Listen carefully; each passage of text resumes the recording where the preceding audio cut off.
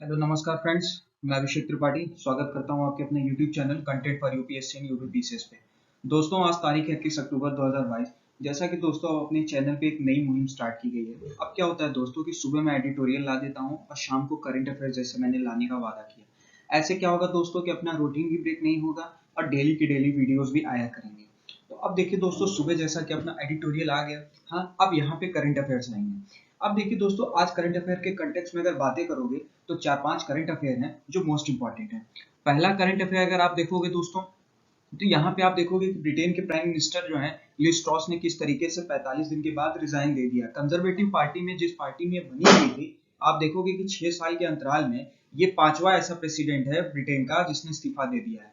दूसरी न्यूज यहाँ पे देखोगे कि reduce and reuse and recycle for sustainable future sees prime minister. तो इस कंटेक्स्ट में थोड़ा सा इकोनॉमी के कंटेक्स्ट में ये बातें। तीसरी न्यूज आप देखोगे दोस्तों कि गवर्नमेंट नाउ मूल of the single window clearance system for the export. अब करंट टाइम में क्या है दोस्तों, इसको इकोनॉमी के कंटेक्स्ट में यहाँ पे डिस्कस किया जाएगा। इकोनॉमी के कंटेक्स्ट में आप देखोगे कि करंट टाइम में क्या है कि जो अपना इंपोर्ट और एक्सपोर्ट के दर की जो लो वॉच दर है ना, watcher in the sense समझने की कोशिश करिए कि एक सिंगल ऑब्जेक्ट है ना, सिंगल ऑब्जेक्ट जैसे एक सिंगल सिस्टम है, तो वो प्रॉपर देखेगा कि एवरी सेकेंड एवरी मिनट क्या है कि हमारा क्या दर से इंपोर्ट और एक्सचेंज हो रहा है। और यहाँ पे चौथी न्यूज को अगर आप देखेंगे दोस्तों तो इंडिया रशिया ट्रेड के कंटेक्स्ट में क्या आप देखोगे बीते 1997 और 98 के सालों से करंट टाइम में क्या है कि अपना जो ट्रेड पार्टनर है वो कैसे रशिया दिन पे दिन इंक्रीज करता चला गया है। तो इसके थोड़ा सा कुछ डेटाज हैं उनको यहाँ पे डिस्कस करेंगे। और लास्ट आप देखोगे दोस्तों take in a mother tongue until as new language can undo learning NCF. तो यहाँ पे आप देखोगे दोस्तों कि नई जो इकोनॉमी अपनी एजुकेशन जो पॉलिसी आई है, एजुकेशन पॉलिसी के कंटेक्स्ट में क्या बातें हैं कि जो रीजनल लैंग्वेज में अपने आप की बेसिक स्टडी को प्रमोट किया जाएगा। मतलब मतलब 8 साल की उम्र तक या प्राइमरी लैंग्वेज जो है अपनी रीजनल लैंग्वेज में प्रमोट किया जाएगा। तो उसके कंटेक्स्ट की कुछ बातें हैं उसको देखेंगे। तब आइए दोस्तों एक एक करके इनको डिस्कस करते हैं। अब दोस्तों यहाँ पे इंटरनेशनल के रिगार्ड में देखेंगे। यहाँ पे इंटरनेशनल के कंटेक्स्ट में क्या है दोस्तों कि आप देखोगे बायलैटरल ट्रेड के कंटेक्स्ट में यहाँ पे कुछ डेटा लिखा हुआ है। मैं जैसा कि शुरू से कहते आया हूँ कि डेटा वगैरह अगर निकला करेंगे दोस्तों तो थोड़ा सा इसको एग्जाम के पॉइंट ऑफ व्यू से इंपॉर्टेंट हो जाता है। तो थोड़ा सा जितना होलिस्टिक वे में आप इसको कहीं नोट कर सकते हैं ना, कर लिया करिए, आप ही के लिए बेहतर होगा।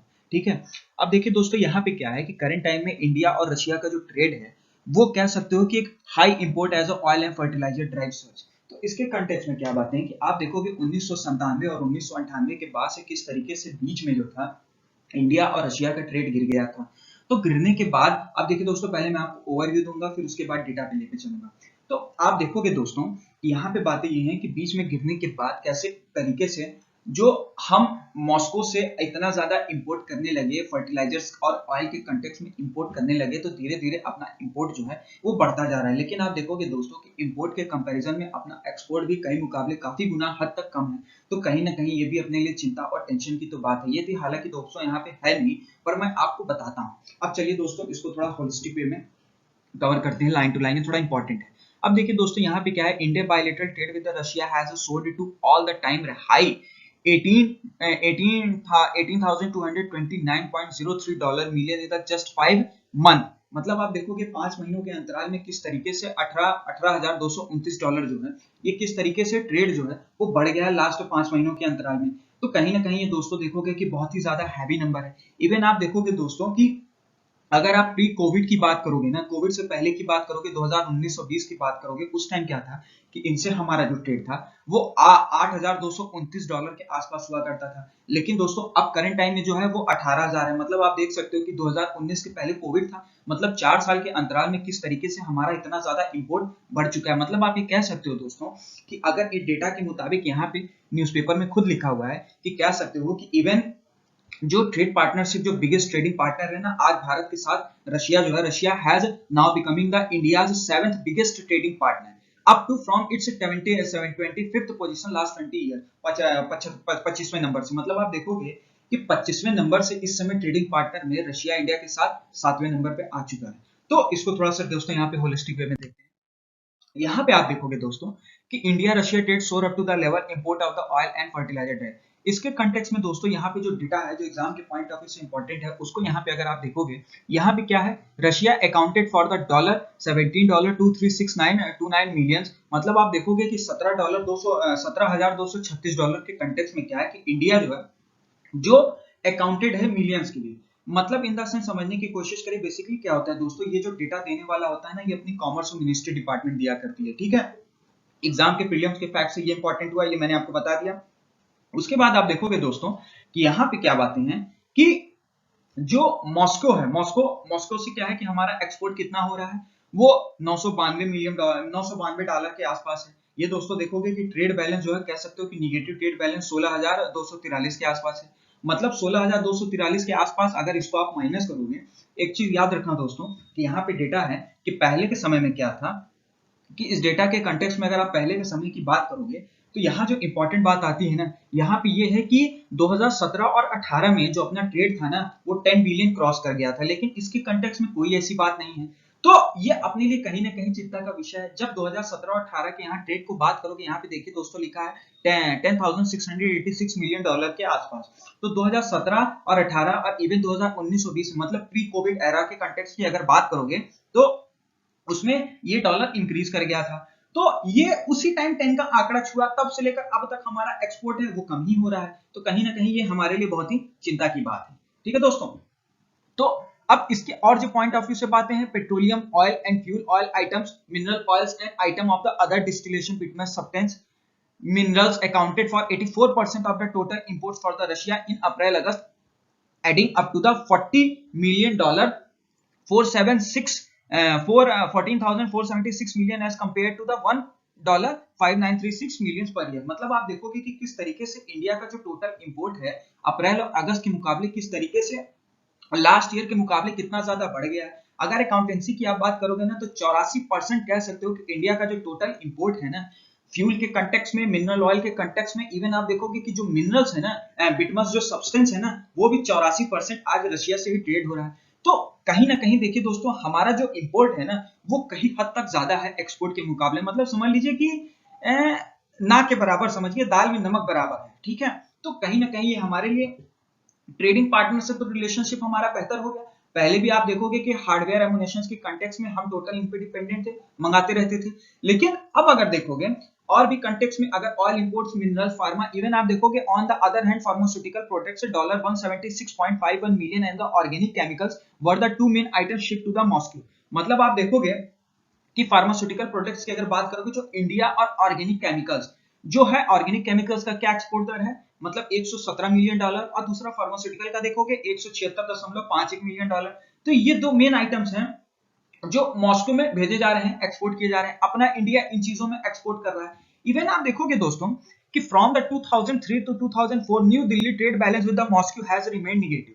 मतलब आप देखोगे कि किस तरीके से इंडिया का जो ट्रेड बैलेंस है ना, 2003-2004 से किस तरीके से निगेटिव में आ रहा है। आप देखिए दोस्तों, निगेटिव में क्यों आ रहा है, क्योंकि एक्सपोर्ट का दर तो इंपोर्ट को टच नहीं कर पा रहा है, तो कहीं ना कहीं अपना जो निगेटिव में आएगा। अब देखिए दोस्तों, यहाँ पे क्या है कि in 1997-98 India has a trade with the 224 countries and the region and the Russia was its 16th biggest trading partner. मतलब आप देखोगे कि 224 कंट्रीज के ट्रेडिंग पार्टनर में से इस समय रशिया जो है 16th बिगेस्ट ट्रेडिंग पार्टनर 1997 और 98 के हुआ करता था, जबकि Russia positions gradually fit to slipping, मतलब 34वें नंबर पे 2023 और 24 में आया, 224 में से। उसके बाद आप देखोगे कि ये थोड़ा सा उठा 2014-15 में, और 2017 में 23वें नंबर पे आया। उसके बाद आप देखोगे तब से लेकर आज तक 25वें और 30वें नंबर पे ये आंकड़ा बना हुआ है। तो Russia is our old good friend. Russia से हमारे पहले भी बहुत बेहतर संबंध थे। इवन आप देखोगे कि जो रशिया की जो सोशलिस्ट विचारधारा थी, पंडित जवाहरलाल नेहरू उससे इन्फ्लुएंस होके इंडिया में सोशलिस्ट विचारधारा लाए। हाँ, तो कहीं ना कहीं रशिया अपनी पहले भी बहुत सी मदद किया है। तो ये जो डेटा है और ये जो न्यूज है, कहीं ना कहीं अपने बायलैटरल ट्रेड के लिए ये साबित करता है कि Russia is our good friend. ठीक है दोस्तों, अब आइए आगे की न्यूज को देखते हैं। अब दोस्तों यहाँ पे दूसरी न्यूज को देखेंगे। यहाँ पे क्या है, आप देखिए दोस्तों कि take in mother tongue until the age new language can do under learning, NCF. NCF यानी नेशनल करिकुलम फ्रेमवर्क। आप देखोगे दोस्तों, नेशनल करिकुलम फ्रेमवर्क के कंटेक्स्ट में क्या है कि नेशनल एजुकेशन जो पॉलिसी आई ना, इसके कंटेक्स्ट में क्या बातें हैं, इसमें क्या बातें हैं आप देखोगे कि नेशनल एजुकेशन पॉलिसी के तहत पहले क्या था कि एनसीएफ ने जो पैटर्न को डिसाइड किया था, अब क्या है दोस्तों कि जो पैटर्न को डिसाइड किया था, ये डिसाइड किया था कि बच्चे उसी लैंग्वेज फॉर्म में सीखें जिसमें वो सीख सकते हैं। लेकिन दोस्तों अब जो नेशनल एजुकेशन पॉलिसी के तहत ये अपनी जो नई एजुकेशन पॉलिसी आई है ना, इसमें 2020 में, इसमें क्या है कि अब एनसीईआरटी की किताबों को वापस से रिपब्लिश किया जाएगा और उनकी जो प्राइमरी की लैंग्वेज होगी ना, जो प्राइमरी की स्कूलिंग होगी ना, उसको उनके रीजनल लैंग्वेज में प्रमोट करने की पूरी कोशिश की जाएगी। प्रमोट इन द सेंस समझने की कोशिश करिए दोस्तों कि मैंने आपको लगातार, अगर आप मेरे सेशन को फॉलो करते चले आ रहे हो करंट अफेयर्स को, तो मैंने आपको बताया था ना कि अभी कुछ दिन पहले क्या हुआ कि आपने देखा होगा कि महाराष्ट्र के डिस्ट्रिक्ट कलेक्टर ने एक सर्वे कराया कि वहां पे प्राइमरी के जो बच्चे हैं उनकी उम्र के हिसाब से उनकी लर्निंग एबिलिटी बहुत कम है। तो उसी के कंटेक्स्ट में क्या हुआ दोस्तों कि जो लर्निंग एफिशिएंसी है ना इन बच्चों की बहुत कम है, तो कहीं ना कहीं ये बहुत ही चिंता का विषय है। तो अब जब चिंता का विषय है तो इसके लिए दिक्कत वाली बात तो है ही। तो इसी के कंटेक्स्ट में क्या है कि उनकी लर्निंग की एबिलिटी पहले से इंप्रूव हो, तो नेशनल एजुकेशन पॉलिसी के तहत 2023 तक, अगले बसंत पंचमी फरवरी तक ये डेडलाइन दिया गया है कि नई किताबें पब्लिश होंगी उनके रीजनल लैंग्वेज में। रीजनल इन द सेंस समझने की कोशिश करिए, कोई नॉर्थ इंडिया का है तो बेहतर से बेहतर ढंग में जो पिक्चर फॉर्म में आप पिक्चराइज करके ये जितना ज्यादा क्रिएटिव किताबें बना के आप उनको सिखा सकते हो, तो वो उनके मदर टंग के लैंग्वेज में सिखाने की नेशनल एजुकेशन पॉलिसी के तहत ये बातें। अब देखिए दोस्तों, अगर आप इसके कोरिलेशन के कंटेक्स्ट में बातें करोगे ना, तो एग्जाम के पॉइंट ऑफ व्यू से क्या यहाँ सीखने और समझने वाली बात है कि आप देखोगे कि ब्रिटिश एरा से अब जो नेशनल एजुकेशन पॉलिसी किस तरीके से चेंज होती गई, भारत सरकार ने क्या क्या किया, वो एग्जाम के पॉइंट ऑफ व्यू से अगर कल को लिखने को आ जाए ना, तो आप यहाँ पे ये चीज कर सकते हो कि नेशनल एजुकेशन पॉलिसी 2020 ने किस तरीके से रीजनल लैंग्वेज में प्रमोशन स्टार्ट किया कि बच्चों की लर्निंग एबिलिटी और अर्थमेटिक स्किल, बेसिक जो लैंग्वेज होनी चाहिए, जो बेसिक लर्निंग एबिलिटी होनी चाहिए प्राइमरी के बच्चों की, वो इंप्रूव हो। तो ये नेशनल एजुकेशन पॉलिसी का पॉजिटिव फीडबैक आप चाहो तो लिख सकते हो। ठीक है दोस्तों, तो यहाँ का ये करंट अफेयर था।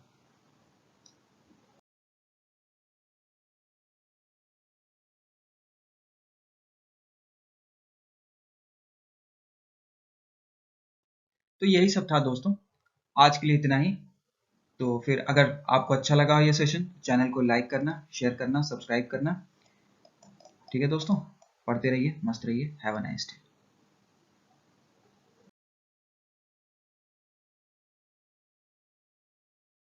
अब दोस्तों यहाँ पे पहली न्यूज अपनी देखोगे कि Liz Truss crashes out of Britain PM in 45, Rishi Sunak is back in the fray. तो इस कंटेक्स्ट में क्या आप देखोगे दोस्तों कि जो लिज ट्रॉस थी अपनी यूके की जो प्राइम मिनिस्टर नहीं बनी कंजर्वेटिव पार्टी की, ये क्या हुआ कि अब इनको 45 दिन के बाद कह सकते हो कि इस्तीफा देना पड़ रहा है। मैंने कुछ दिन पहले इस चीज को डिस्कस किया था कि आप देखोगे किस तरीके से ग्लोबल मार्केट में जो इतना ज्यादा रिसेशन आया है। क्योंकि दोस्तों जो यहाँ पे मेन एग्जाम के पॉइंट ऑफ व्यू से बातें उसको मैं यहाँ पे डिस्कस करूंगा। इनकी बेसिकली क्या है, इस्तीफा देने का कारण यह भी बना दोस्तों कि ये क्या कर रहे थे कि कॉर्पोरेट के टैक्सेस को इस हैवी रिसेशन में, देखिए दोस्तों, कॉर्पोरेट के टैक्सेस को ही कम करने की बातें कर रही थी, मतलब कंसेशन देने की बातें कर रही थी। अब देखिए दोस्तों, यहाँ पे क्या बातें हैं कि करंट टाइम में कोविड पैंडेमिक के बाद इवन आप देखोगे कि जो ग्लोबल रिसेशन आया है, आपको मैंने बताया था ना कि 30 साल के बाद इतना ज्यादा हाई इन्फ्लेशन ब्रिटेन में हुआ है। तो उसके कंटेक्स्ट में क्या हुआ कि इन्होंने वहां के, कह सकते हो कि कॉर्पोरेट क्लास के जो लोग थे ना, उनको इंप्रेस करने के लिए ऐलान किया। अब उस ऐलान के बाद आप देखोगे कि किस तरीके से विंडफॉल टैक्सेस को बढ़ा के ये कॉर्पोरेट के टैक्सेस को कम कर रहे थे। तो कहीं ना कहीं ये देखोगे दोस्तों कि इसका बहुत बड़ा इंपैक्ट पड़ा। मतलब कह सकते हो कि ये सीखने वाली बातें, सीखने वाली बातें इन द सेंस समझने की कोशिश करिए कि एक ऐसा प्रेसिडेंट, प्राइम मिनिस्टर जो मतलब इकोनॉमी में इतने बड़े कैसे ये फैसले ले सकता है। इकोनॉमी के कंटेक्स्ट में जब ग्लोबल मार्केट में इतना ज्यादा उतार चढ़ाव है, आप देख रहे हो कि आपकी करेंसी डेप्रिशिएट कर रही है, तो आप कैसे ये कदम उठा सकते हो। तो यहाँ पे दोस्तों यही कारण है कि इनको काफी क्रिटिसिज्म के चलते क्या हुआ कि इस्तीफा देना पड़ा। अब देखिए दोस्तों, इस्तीफा भी इन्होंने इसीलिए दिया, अगर ये न देती तो शायद इनको कंजर्वेटिव पार्टी से निकाल भी दिया जाता। तो आप देखोगे कि ऋषि सुनक जो है वापस से बैकअप, देखोगे 6 साल के अंतराल में ये कह सकते हो कि 5वें प्राइम मिनिस्टर हैं जो चेंज किए जा रहे हैं, मतलब 6 साल में 5वें प्राइम मिनिस्टर हैं जो बदले गए हैं। तो यही न्यूज थी दोस्तों, यहाँ पे जो एग्जाम के पॉइंट ऑफ व्यू के करंट अफेयर था वो हमने यहाँ पे बता दिया। अब चलिए आगे की न्यूज को देखते हैं।